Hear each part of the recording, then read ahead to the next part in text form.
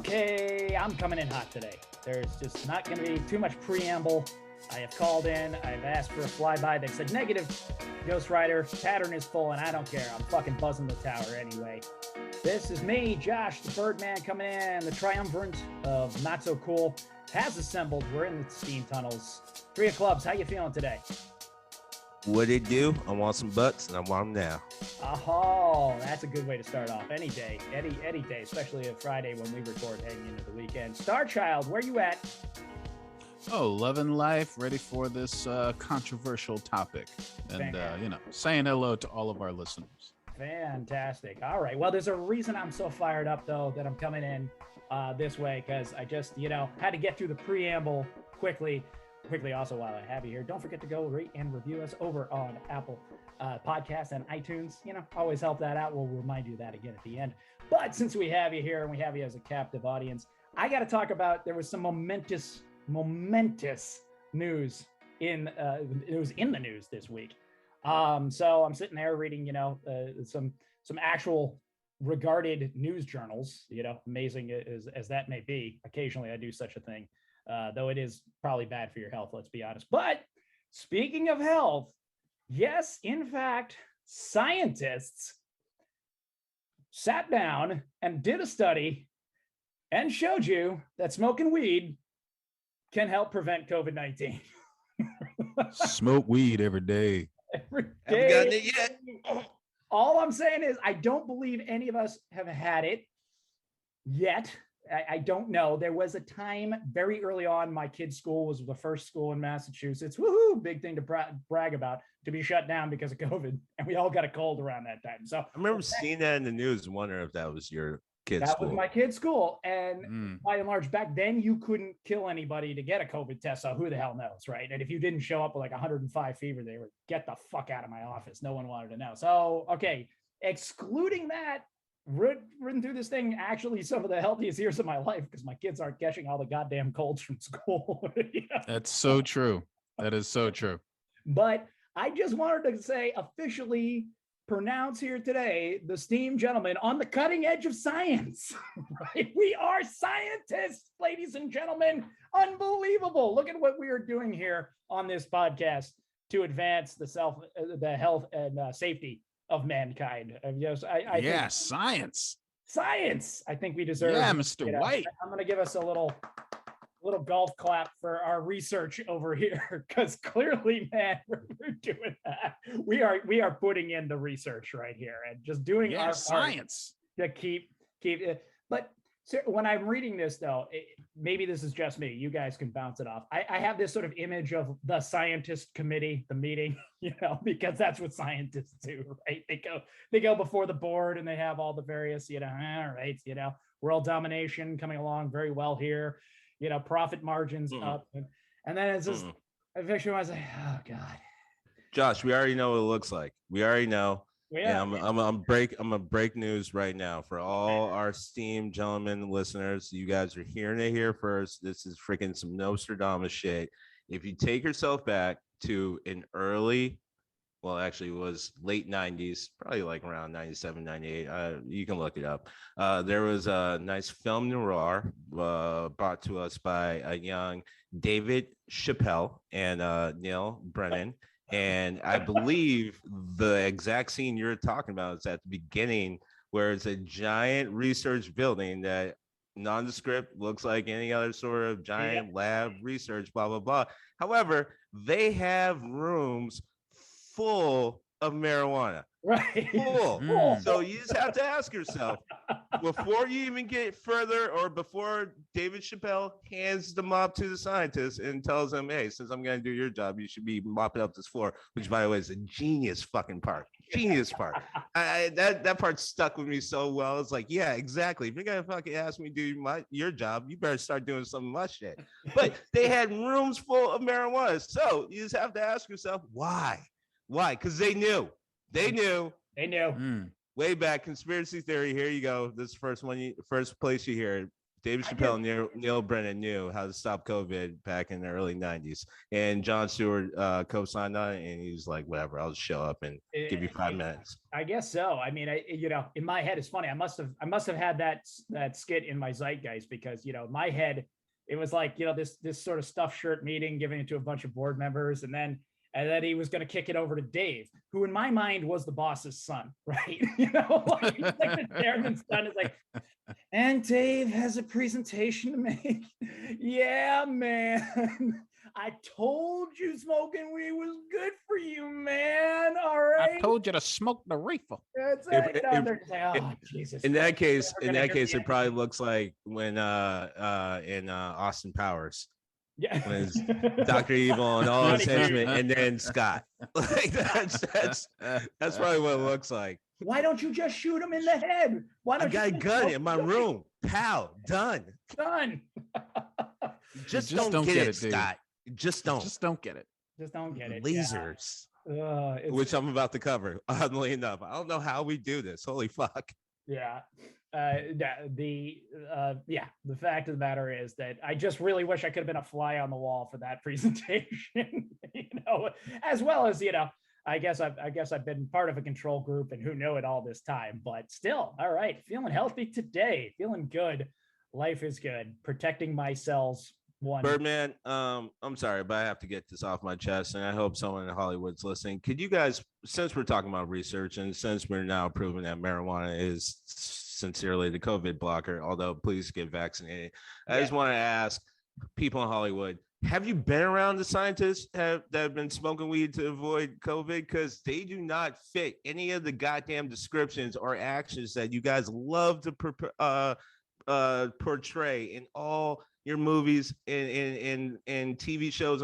Like, I don't get where you guys got that stoner attitude and vibe and sort of person. I've never in my life been around anything remotely like that. And the one time I've been kind of like that, that person was completely shunned from all groups. It was like, no, there's no room for that. Even if you went back to the 1940s or it was late 30s, 40s, Reefer Madness, you still are coming up with like a whole different persona that no one's ever been around. Like, even if you took fucking Shaggy from Scooby-Doo, you still are going well beyond what anyone actually does when they're fucking smoking weed. I don't understand you guys. I don't get where you're getting it from. Hang out with these scientists.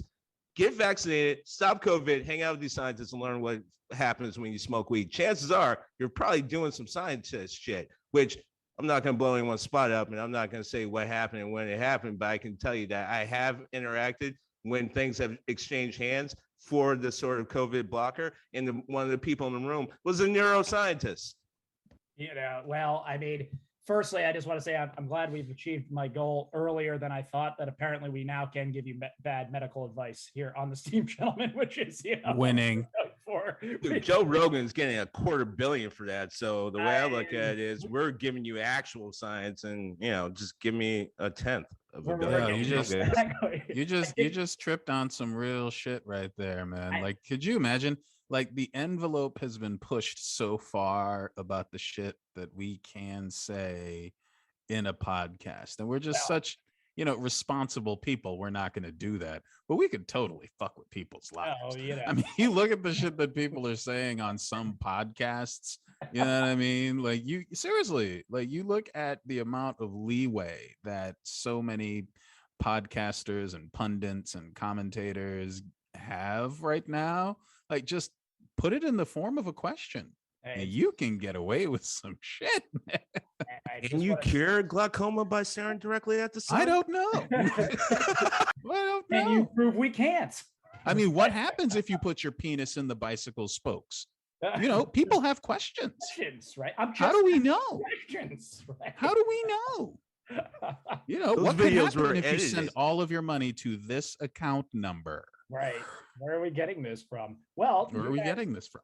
To our listeners, our show is definitely a form of improv. We have a subject we loosely agree on every week, usually forget about a couple of times, maybe not doing a whole lot for our current stance on weed as far as our memories go, but we loosely sort of agree and come to a consensus as we get toward that subject so that, it's not just complete rambling, just close. But I'm just saying they should really appreciate us because we could be really fucking irresponsible with this new power of ours. Without a doubt.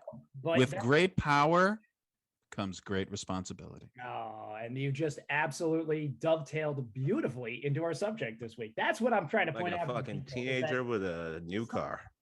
Sometimes these, this loose framework, this improv works out more beautifully than it ever could have if it was scripted. Because speaking of podcasts that give you bad advice and cause controversy, that's what we landed on this week is unpopular opinions, or when we were all the three of clubs, because we had to think of our good buddy RaShaun. There's just so many fucked up things about this. It truly is, but that's what we're here for. We're here for the fucked up things. We're here to have those conversations that, for the most part, our wives don't want to have with us, as we were talking about it in the warm up, in the pregame before the show. As this goes, and that is why we're here, and that's why. And RaShaun, that's why we love you, man. We love you because you bring to us the opinion that maybe we were thinking of, maybe we don't want to hear. Maybe we're going to throw Duke stat on, but you're going to come out of that box. You're going to come out skating hard every time. You're going to put a motherfucker on the boards, and that's how it's going to be. Don't ever change. We're high sticking. We're doing it all. I might take off my fucking skate and go Happy Gilmore on someone. You don't know. That is absolutely the case. Well, you get, with that, we want to start. I wanted to start now because I really felt this was, this segment was just going to be right in your wheelhouse. And we were going to go with that. So you get your 10 minutes to start right here. Start coming out that box, flying out. Let's see if you can end up in the penalty box by the end of it. Yeah, so funny that you say it's right in my wheelhouse, because like normal, I completely had no fucking clue what I was going to talk about and just been spiraling for the last 48 hours. On top of that, I would like to also point out that I do have a superpower. It's to become everyone's annoying little brother. I excel at it. I'm really good at it. I can probably stop a supervillain if you put me in the right circumstance. I mean, Squirrel Girl can actually kill Thanos. So if that's the case, then my superpower can easily take down at least like a C-level supervillain. But anyway, point being, thank you, bro. I believe that. Yeah. You know what I mean? Thank you. Yeah. So, Josh and Greg probably have way more formulated thoughts on this because like I said, I've been spiraling. So I just went ahead and created a list of things that I have been pretty much wrong on for a number of reasons. And I'm just going to go because sadly, this is probably going to take more than 10 minutes. So in no particular order, laser tag, Captain Power, TurboGrafx 16. I was way fucking off on that. Sega Genesis. Now, hear me out with Sega Genesis, because I am a strong proponent and definitely within the gospel of arguing that the best EA sports games during that period of consoles was in Sega Genesis. They absolutely ran the show. Also, people didn't understand this, but Nintendo actually had somewhat of a ban on blood. So when you're playing things like EA Sports, NHL, PA Hockey, 97 is the best version, just so we're all clear. I believe that's been cleared up in a few different movies. But when you play it, one of the best things that was about is you can take a player out. When you did it, the guy hit the ground and like blood just came out of his head. Didn't matter what the injury was. It was just no matter, which is so fucking weird that Josh actually had a hockey reference to bring me into this. No one was planning this. But anyway, so point being is like Sega definitely led the way with that. And some of their RPGs were pretty cool too. But that being said, I was lying to myself. I knew I was always lying to myself because I never had the same joy that I had every time I would go over to Leechmere and Framingham Mall and play some free Mario Kart. Like I would be in Zen playing that shit. And it didn't matter if I was up against some like pipsqueak little kid who was kicking my ass on Rainbow Road, or it wasn't, or it was just like me and my buddies, and we're there for 4 hours for, ignoring the staff saying, hey, you probably have to buy something to be here for this long. We're like, fuck you, we're playing Mario Kart. So I never really had that sense of joy with Sega Genesis, and I faked it. I did my best, Sonic 1 and 2. I remember waiting all night to Christmas Eve to figure out if I was actually going to get Sonic 2. And I was super happy when I got it, but I was lying to myself. And I continued that lie because I added on to that lie. I was definitely wrong with the Sega Genesis gun, the Mentor. What the fuck was the menace in that? Was it the no games? Because that was a menace to me. You buy this goddamn accessory for the menacer, thank you, and then you give me 3 games. And by the way, did you play those games? Because I'm willing to bet after 1 minute you got as bored as I fucking did, and you're talking to a 12-year-old kid at the time getting bored for playing video games and holding a gun. You know how high of a hurdle you just cleared, but you fucking nailed it like you're in goddamn Olympics. So whatever. And I didn't learn, because this is definitely going to be the case in this list, because I went ahead and doubled down and got the Sega Genesis 32X. It wasn't 32. There was no X. There was just an updated version of Doom that you got to play, and that was it. I fucking hated all of it. And when I finally ended up saving up to get the Super Nintendo, the amount of immediate joy that I had playing all the Nintendo knows how to make some enjoyable games. I mean, it may not be like the hardcore gritty shit that people love now, although they do have a decent library, but still, like back in the day playing Super Nintendo, I was like, God damn, I'm happy. And I didn't feel that with Sega Genesis. So I was super wrong with that. But Nintendo, don't worry, because you're on this list a couple of times, because the POW, the POW, and the Bad Dudes port to Nintendo, that was fucking awful. I was way off on that. And speaking of Nintendo, selling my Nintendo and all my games, because apparently, who the fuck knew that in 20 years time after having your Nintendo, it would be gold mines, like literally gold. It didn't even have to work, which is part of the reason why everyone fucking rage quit Nintendo. Like there's a reason why you hear references of people blowing on Nintendo games. It wasn't that we all of a sudden got weird about anatomic items and got lustful. It was just more that was the way we actually had to get the goddamn game to start. See, you kids, you get pissed off if you have like a little bit of lag time in your stream. I wish that was a goddamn case. We were willing to fucking work with acid to get a goddamn game to work for Nintendo. And then funny enough, when it came time to get the new consoles, we all just believed that it was time to sell it. Go ahead, Josh. Everybody from that generation knows this noise. Everyone had their technique. That is Josh blowing is right. on the end of your Nintendo cartridge to try and get whatever dust off, and it would work. It would work like 70% of the time. To a point, because let's be honest, towards the end of Nintendo's run, we all understood that if you had an hour to play Nintendo, easily 40 minutes could be trying to get that game to go. And there was no type of rage that you have ever seen from a little kid when he's worked on getting a game going for 40 minutes, which, by the way, my technique was to kind of get it to the edge and then slap it down.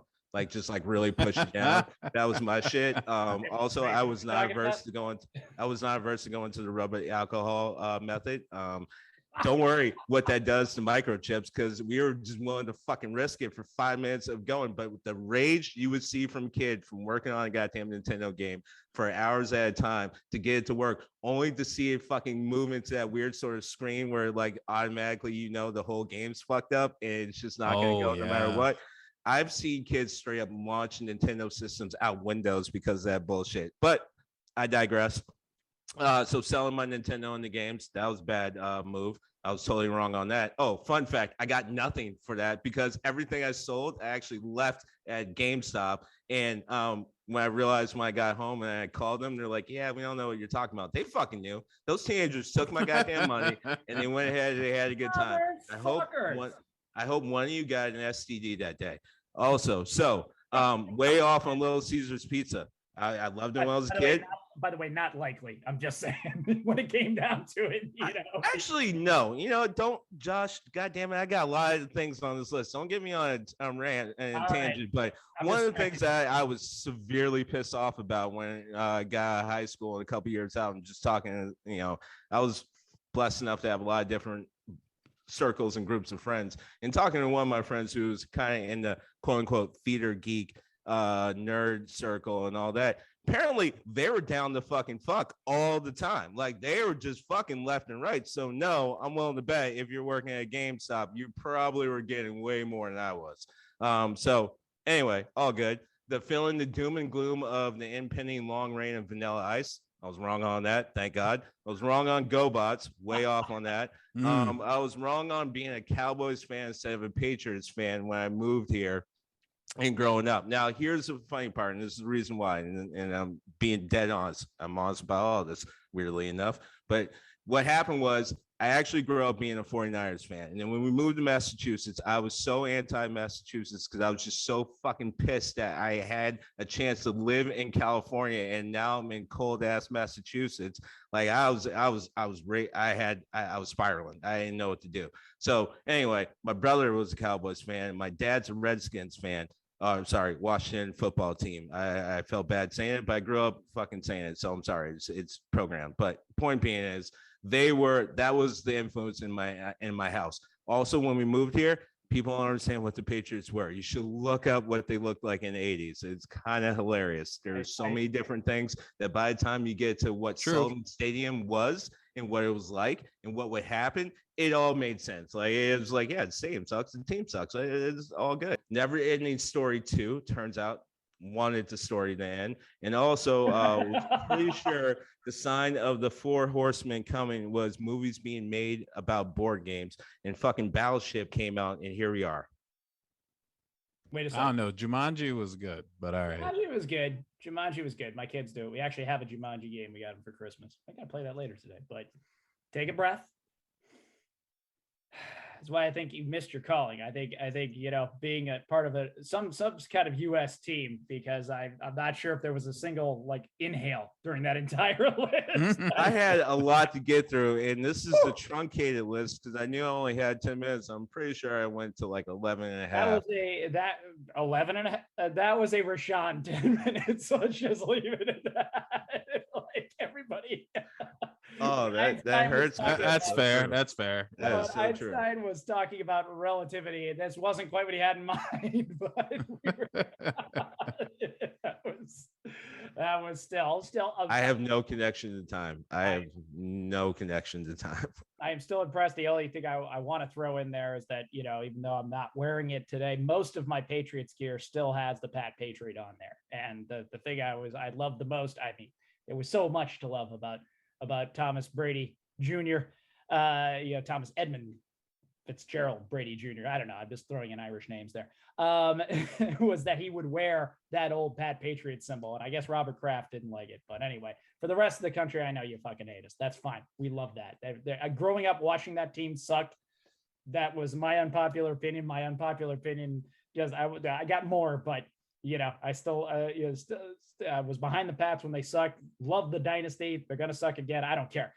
We're gonna keep on, baby. We're staying on. First and foremost, you guys already have more championships than anyone else. You can go ahead and suck for a long time. So don't worry about that. Second thing is that if NFL did, I'm not saying Tom Brady wasn't going to win Super Bowls. I'm not going to say that the Patriots weren't going to at least win a few with Tom Brady and Belichick. Belichick is, in fact, the best coach NFL has ever seen. I don't even understand why it's a conversation, and I hate to say it, but Brady's up there with it. I mean, the numbers, people. We have to talk about the numbers. And this is from a non-Patriots fan, but I will point out that if the NFL didn't all of a sudden change the rule, i.e. the tuck rule, I'm not sure we're looking at the same thing. That fucking rule was in place for the entirety of the NFL, and all of a sudden, in a snowy game, it got changed. So no, it did not. And the point, in fact, I will if you point out that one fucking game I am that everyone goes to, you're up against so many other games that shit never even got brought up. And don't you do it, Josh. But I have the New York. I have no less than the New York Jets game to point to in that very same season. So what could I do? Oh my God! It was not the same situation. It was not the same shit. For the listeners' sake, but seriously, I brought that on myself. In the back of my mind, I've been waiting for this fight. All right, go ahead. Oh yeah, that's it. Greg's like, this is really why I've been here. Greg's I knew this fight was coming eventually, so go ahead. I've been waiting for this. Greg's got the popcorn out and all that, but I'm gonna. Because we have listeners that I won't fully engage in that, and we have other unpopular opinions to get to. I am looking at you, Star Child, to be next in the batter's box here This episode's named after me, by the way. That's all I do is fucking piss people off. That's My it, man. bad opinions. We know it. It's coming. I mean, we all have our gifts. But wait till I get to my next list. Oh well, Star Child. Let's start to hear about your unpopular opinion. That time you went against the grain, and against that thing that everybody loved. Well, I mean, it's obvious that the three of us probably have been in that spot more than once our entire lives. So I'm not going to say this is a rare thing in this company. It was kind of tough because the first one that comes to my mind is obviously Phantom Menace, when everyone was trying to make excuses for why that movie sucked and then slowly came to the realization that that movie sucked. I believe that it sucked from the beginning, which was a huge disappointment to the Star Wars geek that I was with when I was going to see it. And he was like all jazzed. And I was like, that was fucking awful.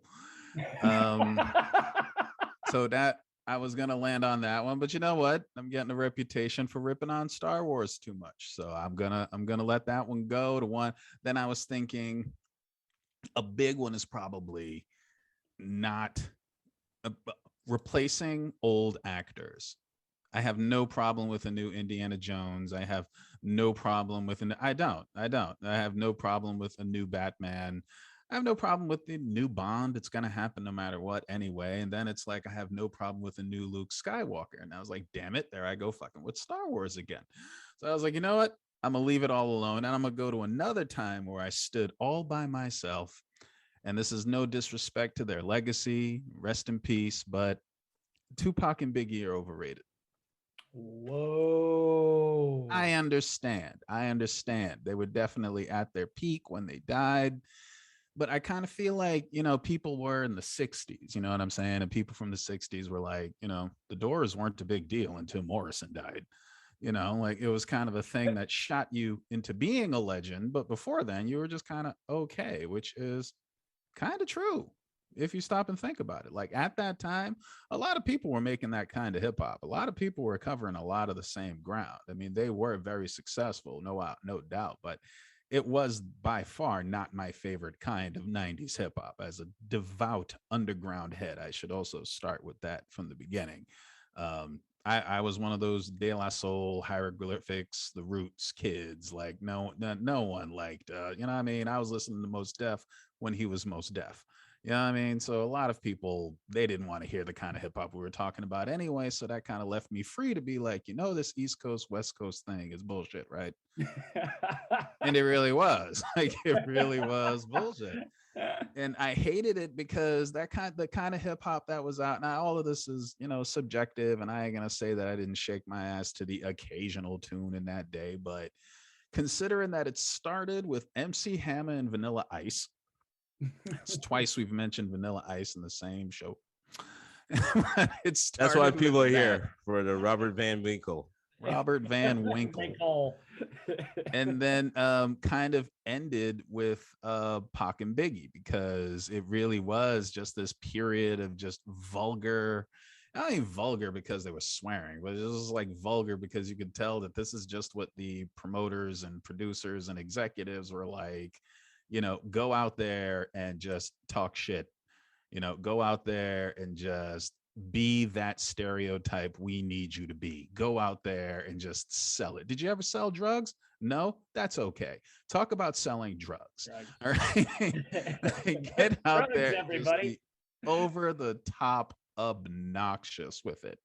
And it sold. I mean, everybody was talking about how this was probably the biggest heyday of hip hop, but I wasn't that crazy about it. I didn't like what ended up happening to female rappers. It's like you go from Queen Latifah, Moni Love, MC Lyte to, whatever Lil Kim was doing, you know what I'm saying? And Foxy Brown, which is all right, but you see what I'm saying, you know what I mean? Like it was not what it was before with the consciousness hip hop that they were pushing. And so why am I saying that they were overrated? Well, if you think about it, when they got killed, which, still an unsolved murder, but when they got killed, that's when you saw a massive dynamic shift, because the East Coast, West Coast thing that was pushed by the media You know, it's not like Wu-Tang had anything against, you know, anybody that was West Coast. You know, like it was basically just Suge Knight starting shit, and then people got shot. That's really what it was. Yeah. You know what I mean? That's really what it was more than anything else.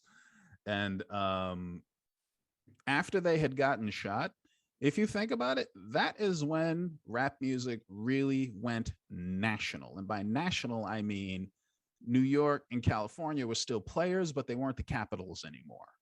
Like that was the end of it being the capitals. It went down south. It went Miami, Atlanta, North Carolina, New Orleans, Houston, Dallas. Like it really exploded. Chicago. It really exploded nationally. You know what I'm saying?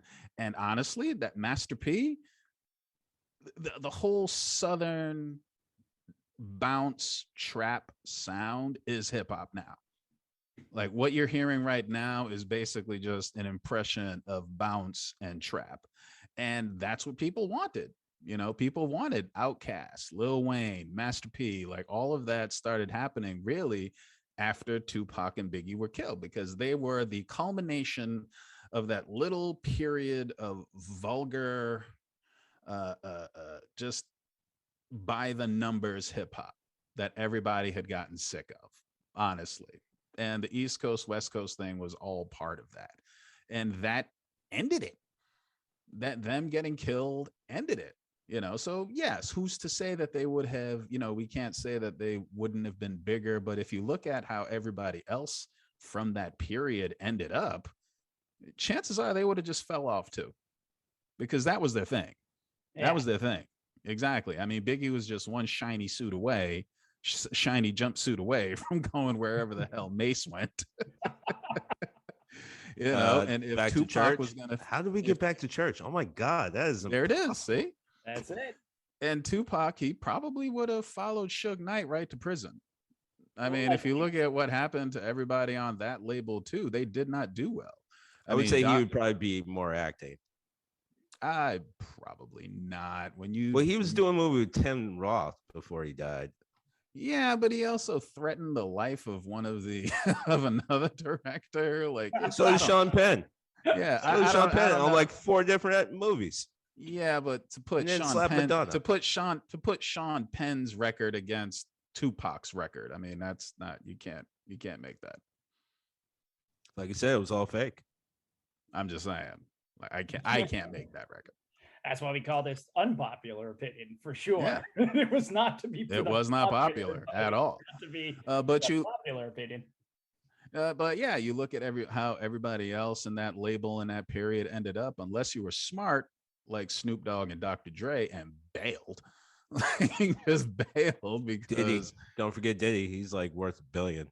Yeah, well, Diddy did his thing, and he made his money, and he was very smart with his money. You know what I'm saying? But he ended up leaving too, and a lot of those artists, I mean, I'm sure they're doing fine. I think Mace is still a pastor, but you know, that whole thing kind of disbanded too. So it's safe to say that one, that would have been their peak, and that would have been the end of it. And 2, it was actually better for rap.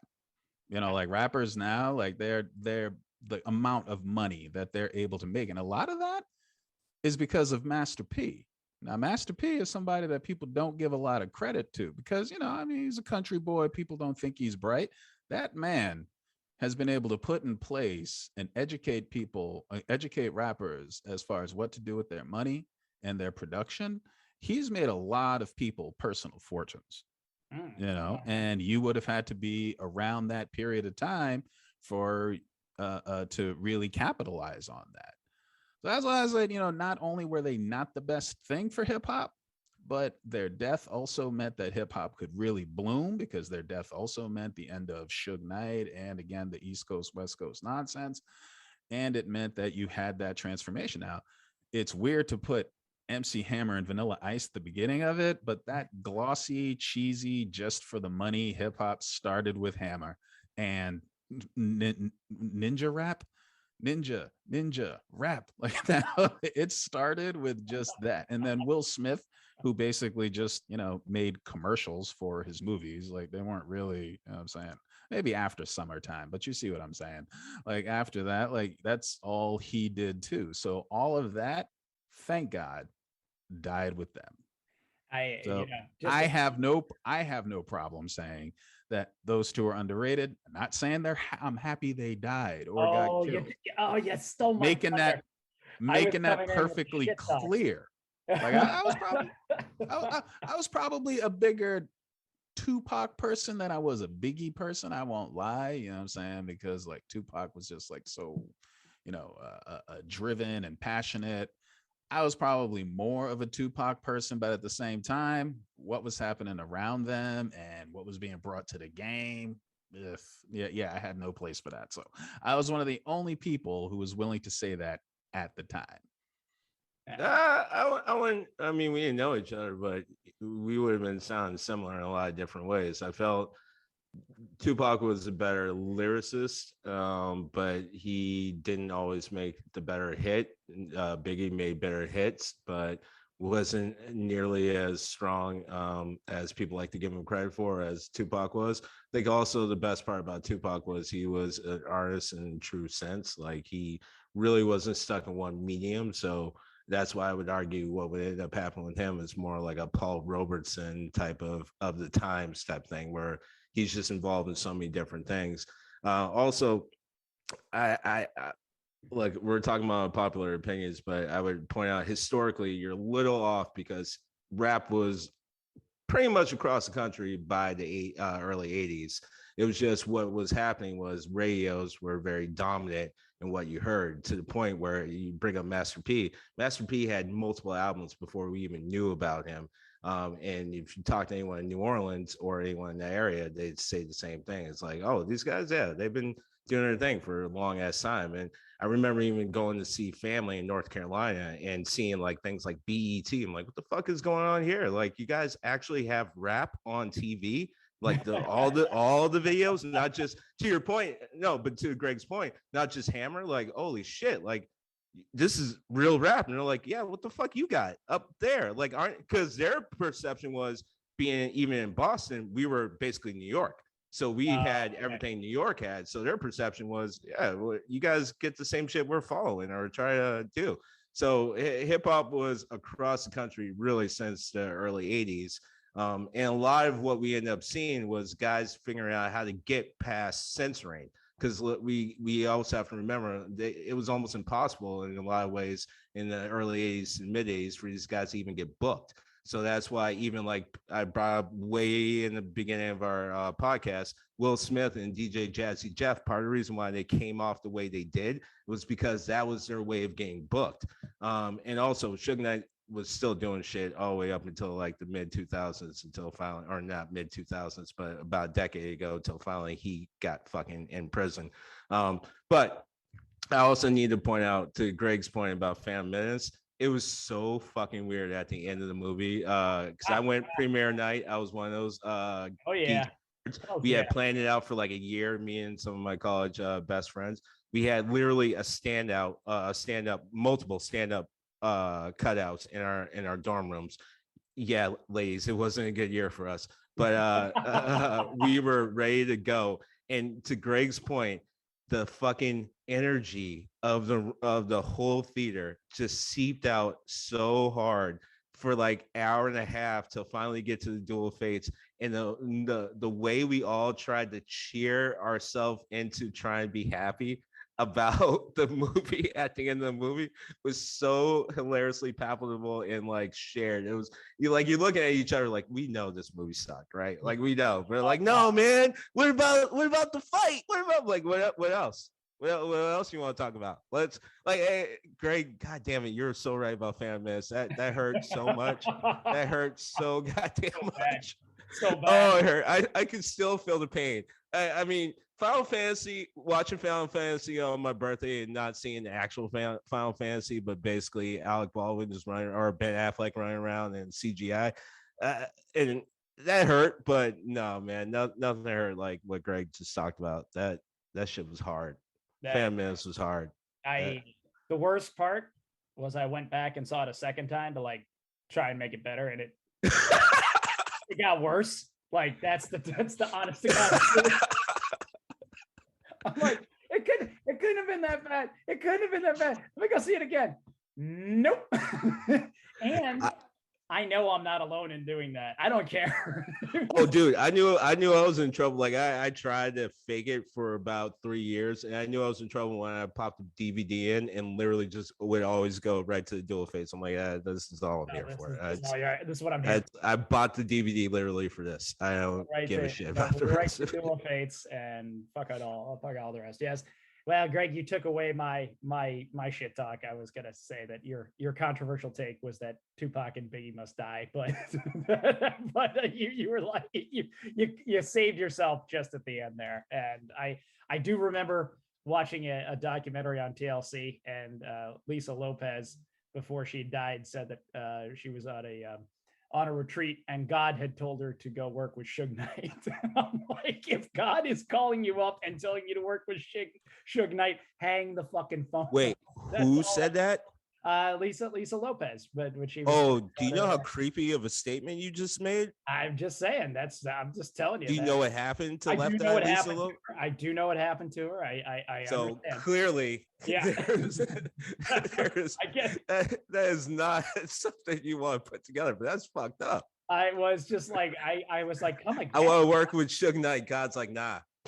How about you hang out with me? God told her to work with Suge Knight, according to her. God was saying, go for it, girl. And I'm like, I don't know if you got the right line right now. I don't know who's on. You know, the funny thing is, if Greg and I knew each other in middle school and junior high and shit like that, we probably would have gotten along, because I couldn't really listen to that kind of rap. Like, I grew up, my favorite rap, the only reason why I even started to like rap was groups like Tribe Called Quest. And well, that's De La Soul. That's got a whole other episode, as always, that we spin off on these things without a doubt. And I think that's the fun part. But I gotta step up into the batter's box for a second, and just throwing out a couple of real safe bad opinions here, or opposite opinions. Firstly, Friends, the beloved sitcom there that's gotten brand new traction, thank the heavens, on Netflix. It's garbage. Okay, like I've said it before, I said it again. I just and I knew it at the time. It was even one of those things, and I'm like, this is just not a good show. I had very little interest in it. Maybe another unpopular opinion that spun off on that, Lisa Kudrow, definitely the best actress, whatever appropriate moniker, whatever identification pronoun she goes by, he, she, they. It just by far the best of that bunch. And I never thought I'd hear myself say that, but they stuck her in the dumb blonde role. And it just, that was part of why I hated the show, because it was just so trite and such a trope that, it's it's her. It's a stupid. Oh, and she's got a twin sister because she started on Mad About You. Oh, isn't that cute? And they don't get along. Fun fact, that show ripped off Living Single.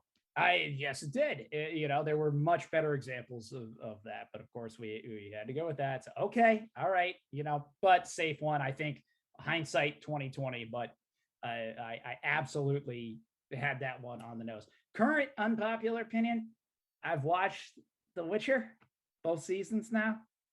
Meh. I mean, it's not terrible. It's it's just that might be the hottest take we've ever had. Maybe so. I don't listen. I like Henry Cavill. I like Henry Cavill. Fuck. Like, he makes the show, but I'm just saying, you take him. To be fair, I've never watched it. Yeah, fair enough. But you take him out of that, you're not watching that show. So good on him. Like, honestly, it's praise to him.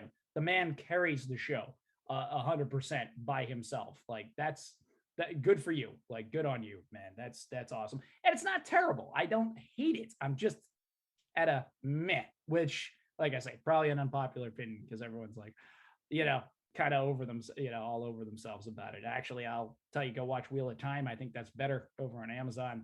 Another unpopular, fantasy take, but I've been waiting for that one for a long time, and I think they did a better job on the adaptation. Of course, I don't know I will fully admit, I don't know the source material on The Witcher as well.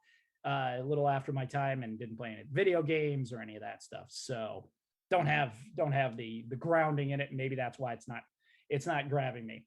But now we're going to go to my most unpopular opinion at the time.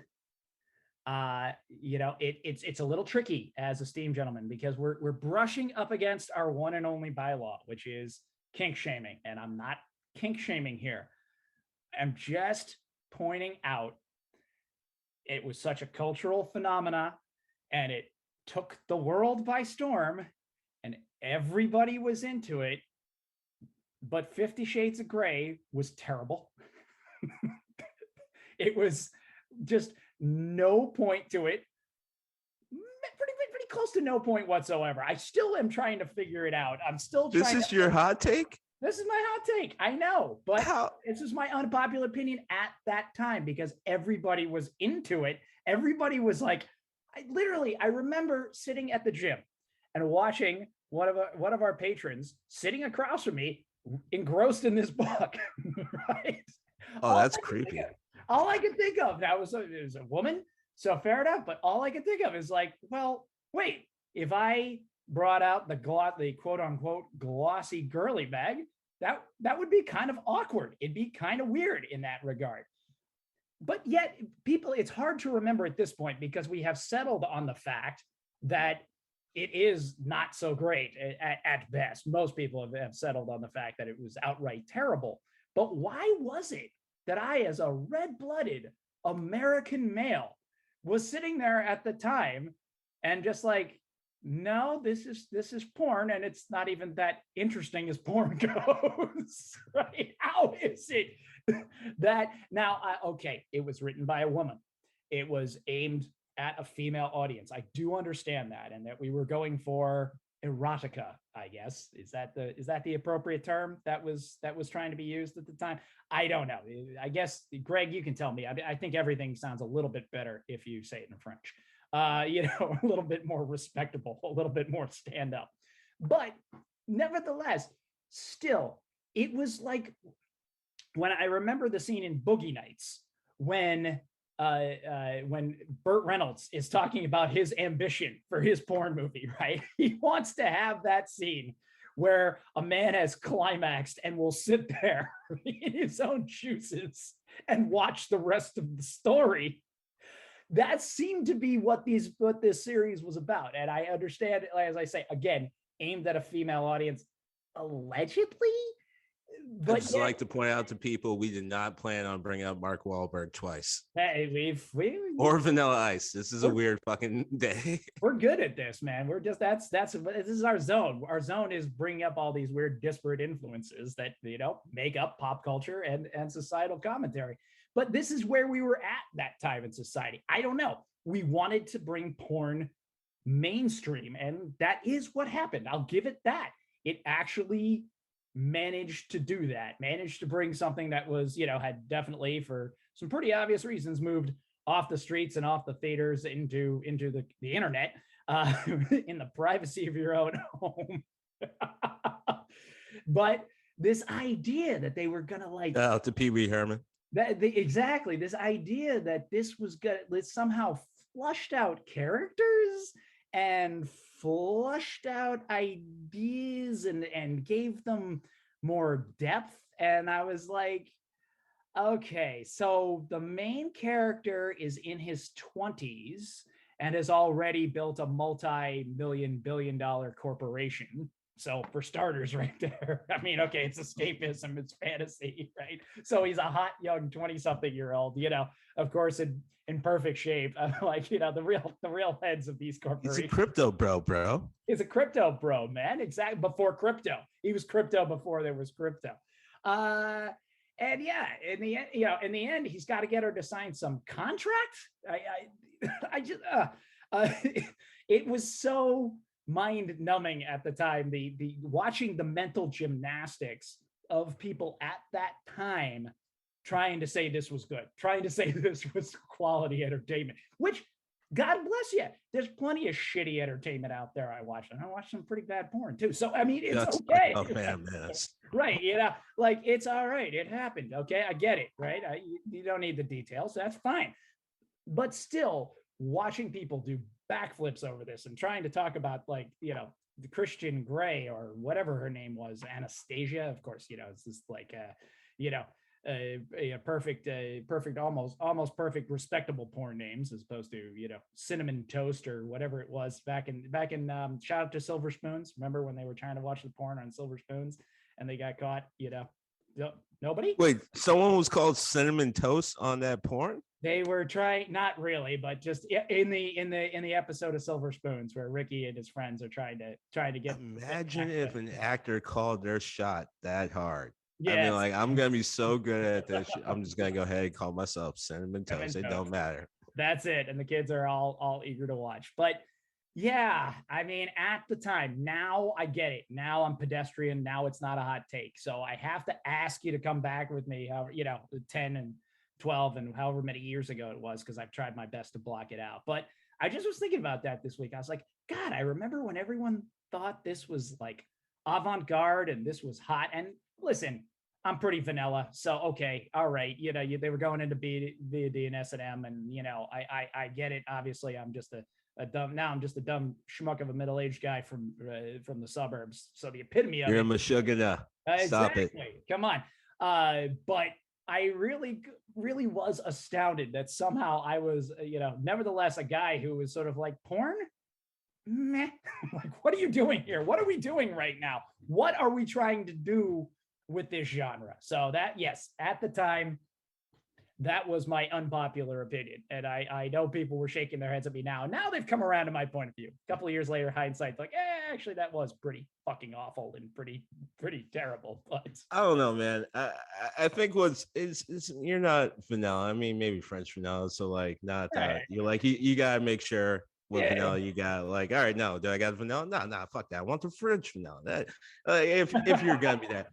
I don't know. You're not vanilla. I'm just going to point out simply that we just talked about Phantom Menace. We just talked about how Star Wars fans were willing to do whatever they could to try to get over the bullshit and hurt and pain that they went through watching Phantom Menace, waiting years to see that movie and try to justify it being at least a decent movie directly after, and for frankly a decade past. And then you get stumbled on 50 Shades of Grey. It's the exact same thing. I don't think anyone actually thought it was a good book when they were reading it. I don't think anyone, frankly, no one thought it was a good movie. Like, no one was disillusioned by how fucking shitty this was. Women were just going in like, dude, we grew up with Danielle Still. I think the thing we always miss is that people are horny. It don't matter, where your genitalia is. People are horny, and women are just like, yeah, no, I want to read about some fucking good dick, and I'm not going to be ashamed about it, and I'm just going in.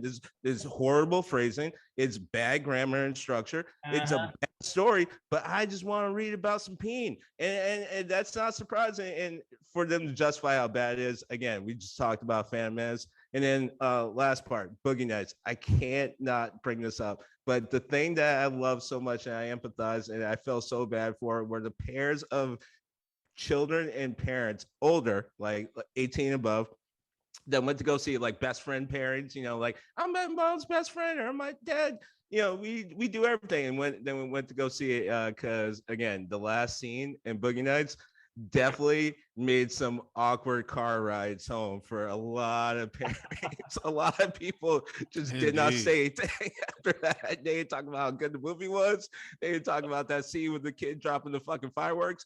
And which, by the way, is one of the most well-written scenes I've ever seen in my life. The tension is so good in that. But the point being is, no one wanted to talk about that. No one wanted to talk about how Philip C. Hoffman is definitely going to have a career. He's going to be starting for the one that he did. It was that. No one wanted to talk about that because what they just saw was a big prosthetic cock right in their face. Right in their face, right there, right going over. Right there. All I will say is, you make a good point, but people read the trilogy, RaShaun. People read the entire 3 books. They didn't just read the first book. They went out for all. People are horny. Well, to that point, and you mentioned porn, which this movie obviously is not.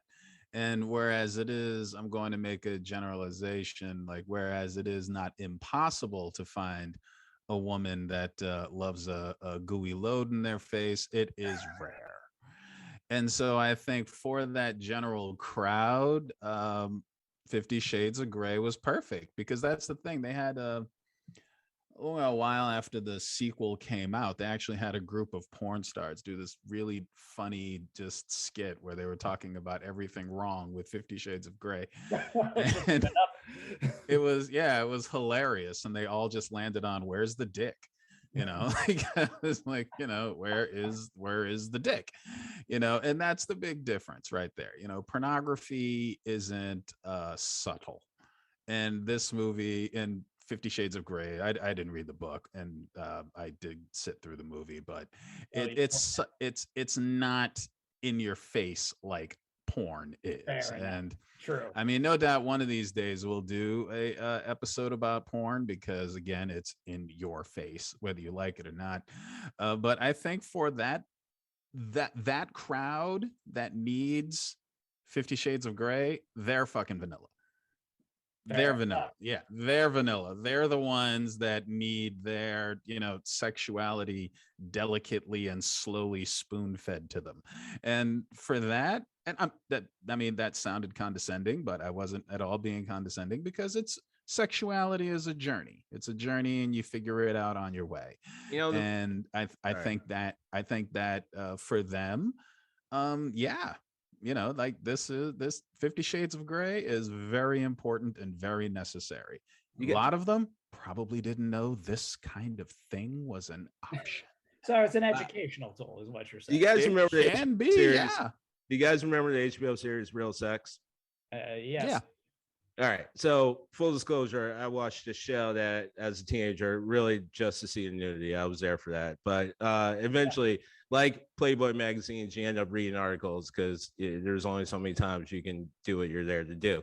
So point being is, like, I actually end up listening to an interview from Sharon Mitchell, I think is her name, who was a porn star. And one of the things that she points out, because now she was directing movies and trying to have it from a female point of view, is that men fucking always miss the goddamn mark. And I think that's exactly what we're talking about in 50 Shades of Grey. We are three heterosexual men trying to figure out what women want. I think that's the reason why good luck with that series did well. I never said that. No, but you're calling it not porn. I would argue it's exactly porn. And Josh's point, it's not the porn you want. That's what Sharon Mitchell was trying to point out to us, and what she was saying in her own goddamn movies is that men have a very clear understanding what porn is, regardless of their sexuality, and it misses the mark with most women. And I think that's why 50 Shades of Grey, like Danielle Steel back when we were growing up, because that wasn't good, fucking exploded. It had so much popularity. It didn't have to be good. Like porn, we're not there for the goddamn story, we're there for the porn. No, I would argue no, because you have to make the distinction, and it's an important distinction, especially in the kink world, between erotica and pornography, because people that's your point of view. Because what's that? Could you argue that's your point of view? Because again, I am literally absolutely. Yeah. All right. I'm literally quoting a female porn star who turned into a director. That's okay. That's all I'm trying. Yeah, that's fine. I don't have a problem with that. But Candia Royale. That's the line between the line between erotica and pornography for a lot of people is a very important one, because people have their degrees. Like actually, there's a test you can take online. It's a kink test to see what your kink is, and it gives you like a rubric for where you might be on the spectrum, because it's a spectrum, and being able to keep that line between, say, I don't know, titillation and pornography or something graphic or objectification or voyeurism is, we think it's like a tiny nuance, but no, when people are going through that journey, it's like a very important distinction. Yeah, I knew that. And that's why I have to point out that Dr. Ruth is still alive. Good. She's 90. She's 93 years old, living in Germany. Fantastic. Glad to hear Dr. Hey, oh my God. I am going to be on eggshells for the next couple of months the way people have been jumping off. Well, if for all two of you who still want to listen to us after hearing all of airing our unpopular opinions and trampling all over all kinds of all kinds of taboos. You can reach out to us at doyouevensteambro@gmail.com. You can follow us on the socials on Instagram at doyouevensteambro, on Facebook at the Steam Gentleman Podcast. You can, we're checking in there. Please, as I mentioned at the beginning of the show, pop on over to Apple Podcasts or iTunes, rate and review us. It really helps get us out there. We got, actually, you mentioned Dr. Ruth Westheimer over there in Germany. We apparently have a couple of fans in Germany because we've had 4 downloads there. I see that. I see you out there. Danke Shane. I know you speak English better than I do, so thank you so much for listening to us. Had a couple downloads in Russia, maybe a couple of my Vladimir Putin takes, not as popular, but please don't come to my house and kill me. Or that's probably why we're getting downloaded, which, by the way, anyone downloading us in other countries, I just want to point out how way more smart you are. I just said I took 6 years of Spanish, and I'm barely going to get to someone's bathroom or a library. And here you guys in multiple languages listening to us. So I bow to you. We're there, and we're in Spain. We've had some downloads in Spain and in Kenya, and Kenya, and I'm not sure where else in Africa. I know we've, maybe Zimbabwe. I think we had on both coasts of Africa. I noticed that. I was very happy about that. So we're killing it. Come on, Ghana. Where you at? We're working our way around the world. Rwanda. I need Rwanda. Okay, fair enough. Word. Congo, what's up? Actually, there's 253 countries, so we're gonna have to do some hustle. Gonna have to do some work. We're gonna need some time. Get it working. It's gonna and you know what? To check me out, because I've got a friend that pronounces it Tanzania and another friend that pronounces it Tanzania. Yeah, so right. That's what I would have thought. We need help too. Without a doubt. So, all right, Star Child. Final thoughts before we go out for the weekend. Live your greatness, people, and absorb the power and the passion and the brilliance of the late Sidney Poitier. Absolutely, yes. Rest in peace, Sidney Poitier. Rest in peace, Bob Saget. We love you, and you're right. To my knowledge, no one's ever gone to those extremes. No one's ever sucked dick for weed. So I'm with you on that, Bob Saget. Oh, I'm pretty sure there are plenty of people have sucked dick for weed. Oh, damn it, Dave! You're just crushing that whole skit. Come on, guys. No, people have sucked dick for weed. Boo this man. Boo. Yeah, people have totally sucked. And again, we do not kink shame. That's not what we're here to do. We do not. However, you got to get your herb. That's how you got to get your herb. More power to you. And RaShaun, what do you got for us? 3 of clubs. How are you gonna 3 of club us out of this 3 of club episode? Just have fun, learn from your bad opinions. Absolutely. I'm down with that. I'm down with that. Still except for science. Fuck you if you think your opinion is going over science. This isn't a rant or anything like that. You can go ahead and move the camera in. But again, if you're going to question science while doing it on your phone, then you need to figure out, how'd you get the phone? How was the phone made? How do you have the clothes that you're fucking currently wearing? How do you have I can keep goddamn, just on and your opinion. He's not kidding. He really can. He really can. Opinion should be about porn and bad movies. I'm probably gonna mute him, and he's probably gonna keep going long after this episode is ended. So right? Just fade out, Josh. Just fade out. Just go. Fade out. Just go. But in the meantime, this is Josh the Birdman telling you to keep that heat up and keep your head of steam on. Yeah.